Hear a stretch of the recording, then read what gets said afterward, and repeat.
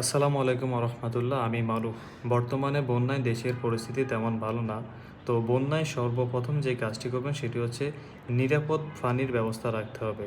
বন্যার পানিতে নানা ধরনের জীবাণু মিশে থাকে।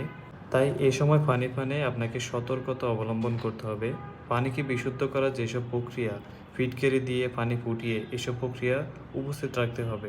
বন্যার সময় নিরাপদ স্থানে চলে যেতে হবে। বন্যার পানি আরও বাড়তে থাকলে পরিস্থিতি তখন নিয়ন্ত্রণের বাইরে চলে যেতে পারে। এজন্য নিজের ও পরিবারের সুরক্ষার কথা চিন্তা করে নিরাপদ স্থানে চলে যাওয়াটাই বেটার। বন্যার পরিস্থিতিতে সবচেয়ে বেশি সংকট হতে পারে খাবারের।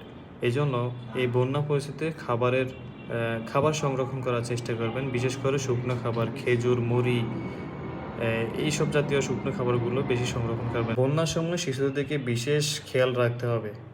আমরা জানি বড়দের তুলনায় শিশুদের বিবেক বুদ্ধি খুবই কম। বন্যার সময় পানি যখন লেভেল থাকে তখন তারা বুঝতে পারে না কোন জায়গায় গর্ত আছে, কোন জায়গায় পুকুর আছে।